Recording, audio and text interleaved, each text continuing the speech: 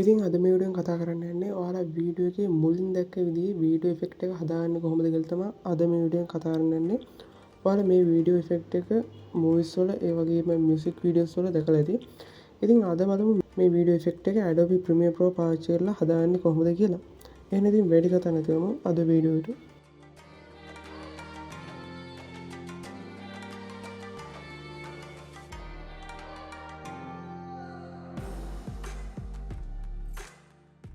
ඉතින් ඔයාලට මේ වැඩේ කරලා පෙන්නන්න සාම්පල් වීඩියෝ ක්ලිප් එකක් මම මෙන්න මේ විදිහට ප්‍රොජෙක්ට් පැනල් එකට ඉම්පෝට් කරන තියෙන මම ඒ වීඩියෝ ක්ලිප් එකෙම මෙන්න මේ විදිහට සීක්වෙන්ස් එකක් ක්‍රියේට් කරගන්නවා. ඊට පස්සේ ඉෆෙක්ට්ස් වලට යන්න ඕනේ. ඔයාලට ඉෆෙක්ට්ස් කියන පැනල් එක පෙන්වන්න නැත්නම් වින්ඩෝ ගිහලා ඒ පැනල් එක ඔයාලට දාගන්න පුළුවන්. ඊට පස්සේ මම මිරර් ඉෆෙක්ට් එක මෙන්න මේ විදිහට අපේ වීඩියෝ එකට දාගන්නවා. ඊට පස්සේ ඉෆෙක්ට් කන්ට්‍රෝල්ස් වලට ගිහිල්ලා මෙතන තියෙන මිරර් එකකට තියෙන සෙටින් වලට යනවා. එතෙන්දී තියෙන රිෆ්ලෙක්ෂන් ඇන්ගල් එක මම මෙන්න මේ විදිහට ඍණ 90ක් දෙනවා. ඊට පස්සේ රිෆ්ලෙක්ෂන් සෙන්ටර් කියන එකේ ඔය පළවෙනි අගයෙන් වෙන්නේ x අක්ෂය. ඒ කියන්නේ තිරස්ස තමයි ඒක එහාට මෙහාට වෙන්නේ. දෙවෙනියට තියෙන අගයේ y අක්ෂය. ඒ කියන්නේ උඩට පල්ලයට තමයි ඔය විදිහට වෙනස් වෙන්නේ.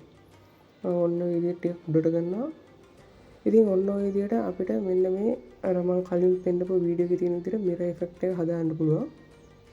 මම පොඩ්ඩක් මෙන්න මේ විදිහට තව ටිකක් රිෆ්ලෙක්ෂන් සෙන්ටර් අගය වෙනස් කරනවා y අක්ෂයේ. ඔයාලට කැමති විදිහට මේ අගයන් වෙනස් කරලා ඔයාගේ වීඩියෝ ක්ලිප් එකට ගැලපෙන විදිහට ඔයාලට මෙන්න මේ මිරර් ඉෆෙක්ට් එක හදාගන්න පුළුවන්. ඉතින් අත්‍තරම දැන් මේ වීඩියෝ එකේ ප්‍රධාන කොටසම ඉවරයි. ඊට පස්සේ මම මේකට සිනමැටික් බාස්ට් එකක් දාලා මියුසික් එකක් දාලා එඩිට් කරන ටික තමයි මේ තියෙන්නේ. ඊට අමතරව මියුසික් බීට් එකට එතෙන්දී ස්කේල් එක වැඩි කරලා පොඩ්ඩක් zoom වෙන විදිහට එතෙන්දී මම හදාගන්නවා. මම මේක ස්ප්ලිට් කරලා තියෙන්නේ.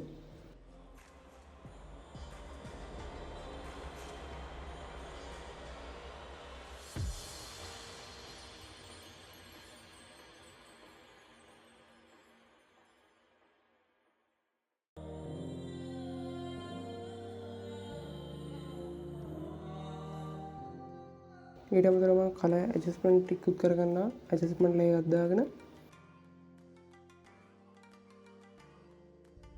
ඊට අමතරව මම වීඩියෝ එක අපේ මුලට වීඩියෝ ට්‍රාන්සිෂන් යටතේ තියෙන ප්ලේයර් ට්‍රාන්සිෂන් එකක් දාන්න තියෙන්නේ.